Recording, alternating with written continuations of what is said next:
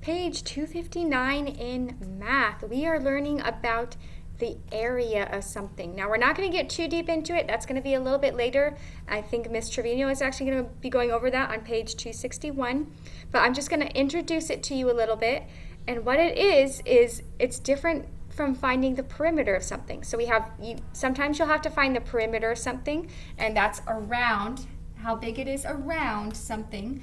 So like I use the example of a fence that goes around a yard. Now finding the area is different, okay? Finding the area is of something is you want to find out how much it is completely inside. So the area of this rectangle is everything inside here, okay? Everything inside. This is all the area. The perimeter is just around everything around it. So if I have a yard and I want to put a fence around it, then all I need to find is the perimeter, because I just have to put a fence around the yard. So all I need is the perimeter of my yard. But let's say I want to fill my yard with flowers, completely full, just flowers everywhere in my yard. Well, if I try to find using the perimeter formula, all I would be able to do if I bought that amount of flowers, all I would be able to do is plant flowers around my yard. But if I want to fill my whole yard full of pretty flowers, then I have to find the area. I want to find out how much all the inside of my yard, how much is inside it. So not just around my yard, but to fill everything inside with flowers, I have to find the area. That is called the area of something.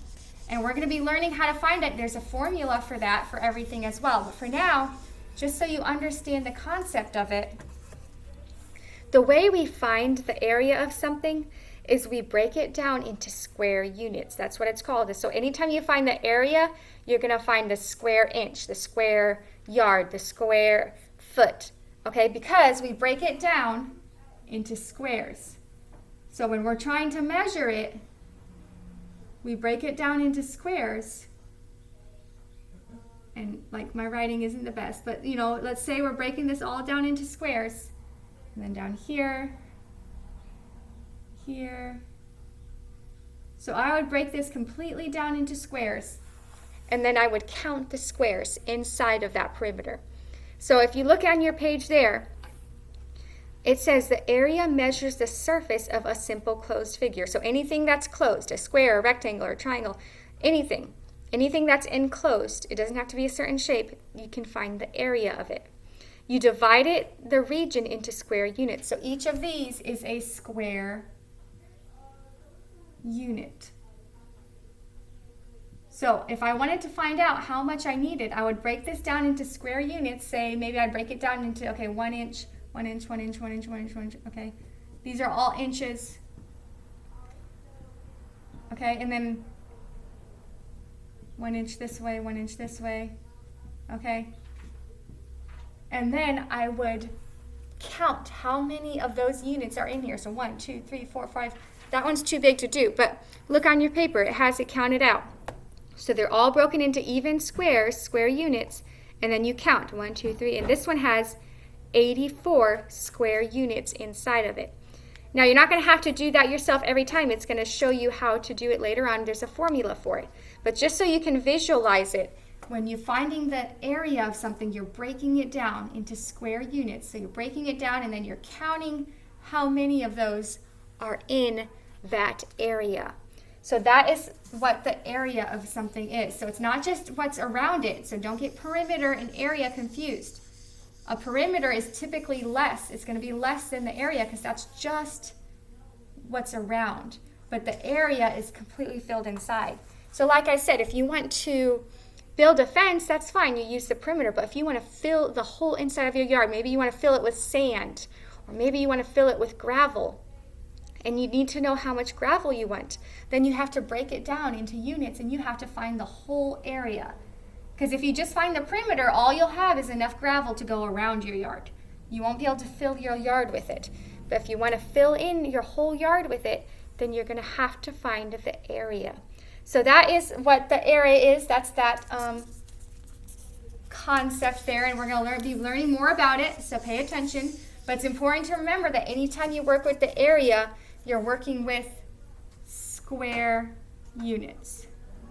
So it's always going to be squared something, whatever unit it is, whether it's a meter or inch or yard, feet, whatever, it's going to be a square unit. So go ahead and for your class practice, find the area by counting each square unit. So just count the squares in each thing there, A, B, and C, count the squares, and then write it there next to it on the bottom line, and that's the area. Now we're going to do the review. Go ahead and do the rest of the review on page 259, and that's finding the perimeters again. Now I wrote 2 down to do with you, so just as a reminder. Now we did number B, letter B, I guess, and that's to find the perimeter of a square. First thing first is to write your formula. So to find the perimeter of a square, it's 4 times the side. So you have 16.5 here. The easiest way to break that down, your side equals, it tells you what the side is, it's 16.5. So you want to do 4 times 16.5. We've already learned how to multiply with the different types of fractions. You have to make it into a fraction. So you make 4 over 1 times, and you have to make this into a fraction instead of a mixed number. 2 times 16 is 32, plus 1 is 33. So make it into an improper fraction. And then you multiply it and cancel out first. 2 goes into 2, 1. 2 goes into 2, 4, 2 times.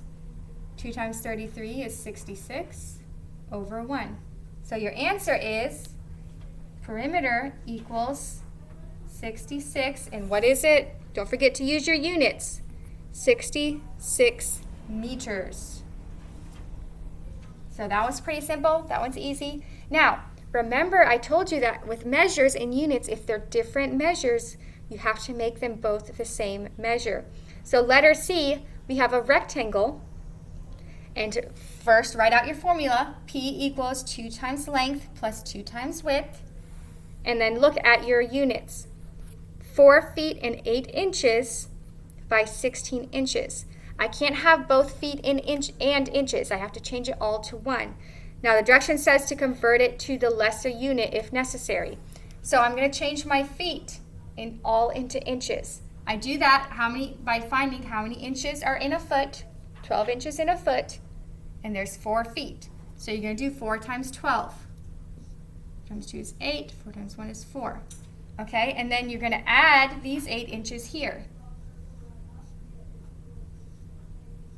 So that brings you to 56 inches for your length. So you saw how I did this. I multiplied 4 feet by 12 because there's 12 inches in each foot. So 4 times 12. And then I added the 8 inches that we have here. So that's 56. Then I do my normal problem. 2 times length. So 2 times 56 plus your 2 times width. 2 times 16. Then do it.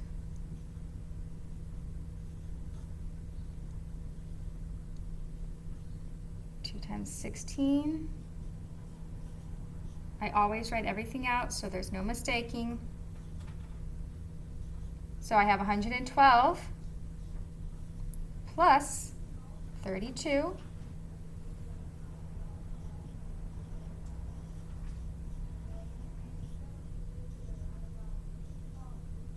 So my answer is perimeter equals 144, and remember that it's inches because you changed it all to inches. 144 inches. So do the rest of those. Just be careful to look closely on your measurements. For example, on E, it says the length is 4 yards and the width is 7 feet. You have to change it all into feet before you multiply. So change your yards into feet by finding out how many feet are in a yard.